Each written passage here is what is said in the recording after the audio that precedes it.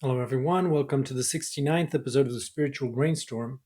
If you didn't see the episode 68 and 67 and 68, I really encourage you to look at them because otherwise, what I'm going to explore here is going to firstly mess up your mind pretty much, and you might not understand much of what I'm going to say.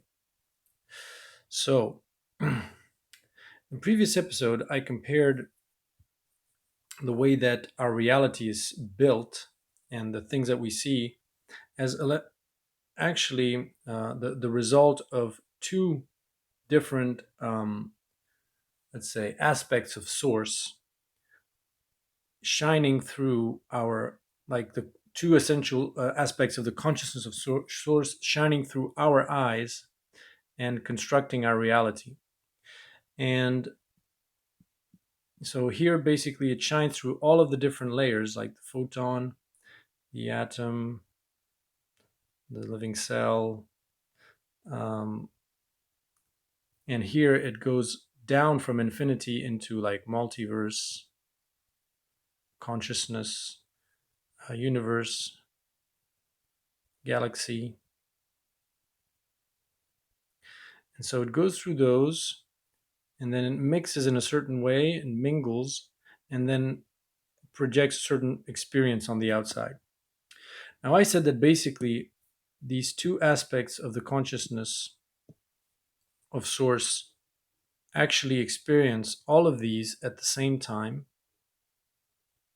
One taking the vantage point of infinity going towards nothingness, as if infinity was trying to understand what nothingness is, because it is what is not. And so that's what's really interesting for infinity, is to understand what nothingness is.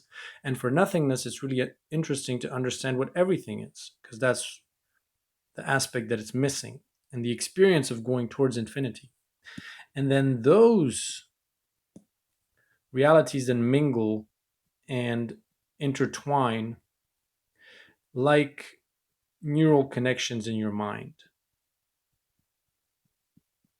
Now, what was a puzzle to me and um, is that this picture, and then of course one other realization is that then that you have snapshots of the present moment, or essentially the moment of the now, are basically like snapshots of neural connections in your brain. So there's no linear time. It's as if time was like the ocean, and one point in the ocean was nothing, the other point was infinity, and between them you have all kinds of different waves or form that the ocean takes, and all points are linked to all other points, and at different moments of the now, the ripples on the surface of the ocean are different and display different things. And you can give yourself the illusion that there is a linear kind of story by just focusing on one point in that ocean and looking at it, at how it changes through time. But what's really hard to understand is, how does multidimensionality then translate into a linear experience? With the metaphor of the ocean, it's kind of understandable, but when you have just different points of consciousness that mingle and intertwine in a as a neural network, why would you live your life from birth to death in a linear fashion? Why wouldn't parts of your lives be lived in quote unquote the past? Because, for instance, at this point, when you were 6, you were actually linked to all kinds of other things going on in the universe that were linked to that experience. And then here you're actually 26. And because that segment of your life, you're living it at that moment because it's linked to the other points of incarnation. And here you go back to when you were 12. And so your the linear aspect of actually living your life in from birth to death in a linear fashion has no sense whatsoever when you think of the universe as functioning like a brain. The universe would have absolutely no trouble jumping from you waking up when you're 12 and living that day, and then jumping to when you're 26, and then going back to when you were 6, and then going to when you're 47. And especially in those experiences, maybe there are different versions of you that it is experiencing. For instance, if here you are 17-year-olds, maybe you at that point in the now is actually going to be you that decided to become a musician, and you're living like one day or one month or whatever is necessary, linked to all the other points of incarnation. That you is going to be sort of chosen. And then in another moment of the now, a little bit further along, it's actually you that is 28, but there it's the version of you that decided you're going to be a lawyer. And so it's two different versions of yourself, not this illusion of continuity. And so I believe there are like kind of layers in terms of how you can experience this. It's just like basically a computer game. You can experience it from the point of view of the developer, jumping from scene to scene, using cheat codes. But the overall experience from the vantage point of the developer playing his own video game is going to be completely different. The level of immersiveness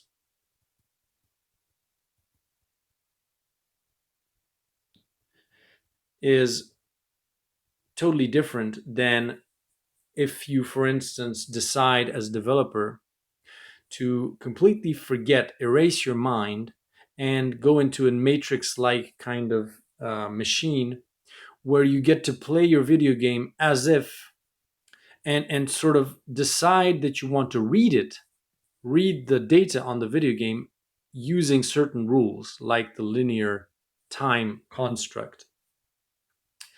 And so ultimately, I'm not saying that your future you has already been experienced, but maybe some future versions of you have already experienced themselves, but maybe they've experienced themselves from the vantage point of the developer.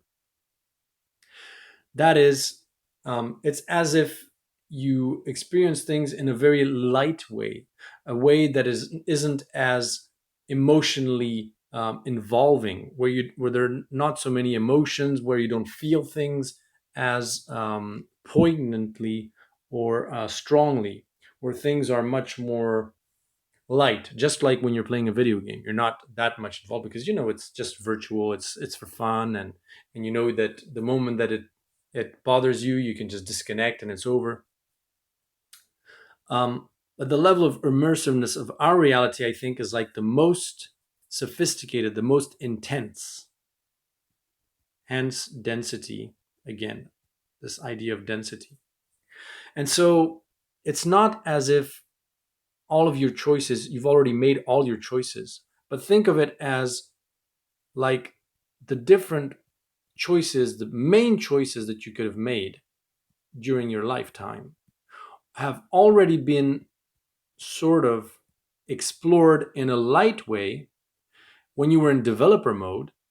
And then your experience in 3D, what is really thrilling is for the developer to see, oh, what choices, what branches of the different choices available to you, you're going to actually decide to live and experience live with all of the emotions, all of the feelings and everything, and the level of immersiveness in within the this reality construct, the linear reality construct.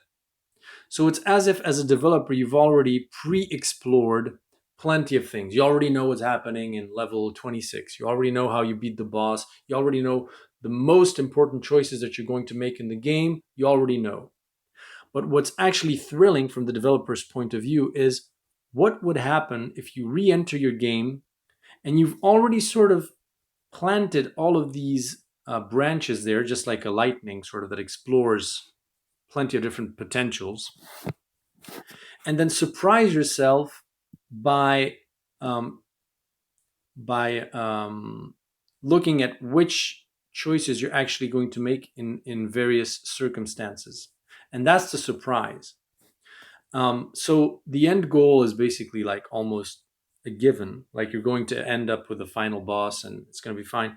But what's really a thrill is to see, oh, I made this choice because I was scared about losing my job and that, this and that.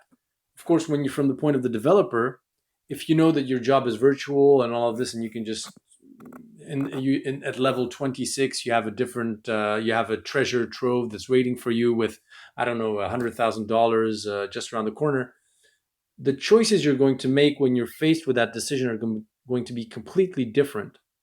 And so it's as if this giant brain and this giant brain kind of structure of the universe, um, your life has actually been lived almost like maybe even simultaneously.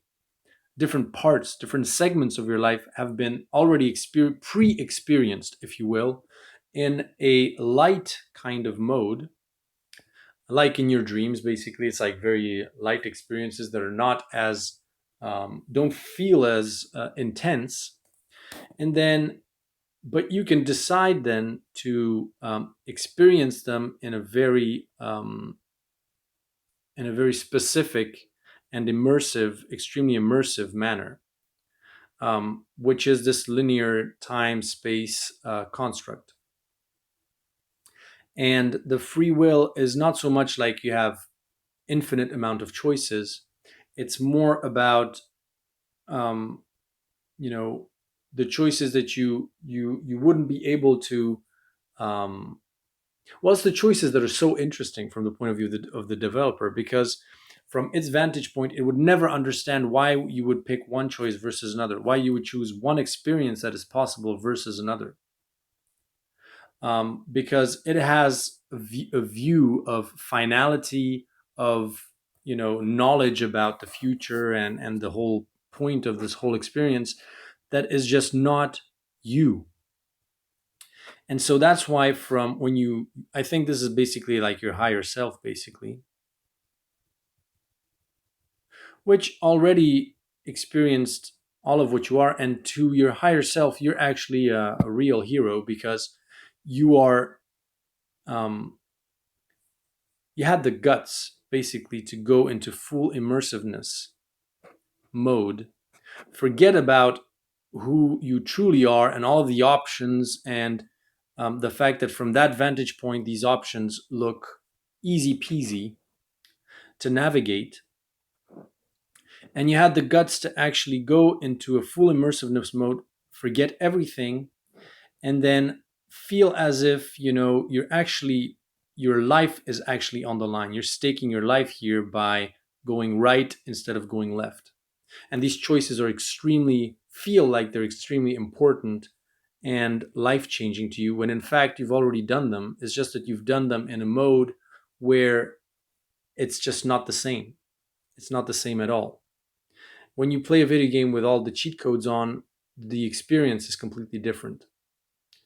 And arguably, I believe this reality is the most immersive, the most complicated to navigate, which is why it makes us kind of heroes from the perspective of the higher self, even though from our vantage point, it's the higher self that is a hero. So um, I hope this complementary information is interesting to you, and shines a new light on the whole purpose of us incarnating in the first place. It's not about saving anything or achieving anything other than um, just, you know, the choices and the experience is already enough, because you've already basically saved the universe. It's like if you close your eyes now and you imagine that you're destroying the universe, what are you really destroying? This this brain structure of the universe is there to stay. It's going nowhere. But the experience of that structure in this linear time space construct, that may be going somewhere. That is, it may just end up as a failure or a success. And ultimately, it doesn't matter because this is like the video game, like the video game CD, basically, where all the data is there. And the construct that we are here is like playing one, um, is just running the game. And you can run it an infinite amount of times and have a different experience every time because you're playing with infinity here, of course. But, and it's even frustrating to me to realize that you're not saving anything. You're just, um, the only thing that you can do is to choose to want to have the experience of saving the world or going towards a better world within a linear time construct, which is much more, um, let's say, uh, engaging and intense than saving it as you've already saved it from the developer's perspective or higher self perspective. So it's doing what has already been done, what's already there, but from a different vantage point, from a different consciousness quality, if you will. So, just to recap, the world has already been saved. We have already achieved harmony and are in a golden civilization somewhere in the future. But the experience of that future has been experienced in not the same consciousness quality necessarily as the one that we're having right now. This linear time construct. That is a future version of yourself with a different level of consciousness, which may be more multidimensional and jumping from timeline to timeline, may have experienced this golden age, but it hasn't been experienced in the densest possible construct, which is linear time space with with completely forgetting who we are and what we're here to do. And so it's like playing the video game in night, like playing Doom in nightmare mode when you've already beaten the ultra violence mode, for instance. It's just an additional challenge. You already know the game, but it's just so much more. It's just fun. It's just fun to add more restraints and restrictions because the immersiveness and the overall experience is just so much more powerful. And so that's what we're playing at, I believe, here. So again, thanks for listening. I hope I wasn't rambling a bit too much on this because it's something that's still fresh in my mind. I just had the revelation about 5 minutes ago or 15 minutes ago after I finished the last video about how you reconcile the fact that we experience things in a linear fashion where we wake up the next morning and feel like we are whatever age plus 1 day when the whole universe is actually multidimensional and functions like a giant brain where your brain has no problem jumping from past to future and and viewing things in that manner. So hope this was interesting and talk to you next time.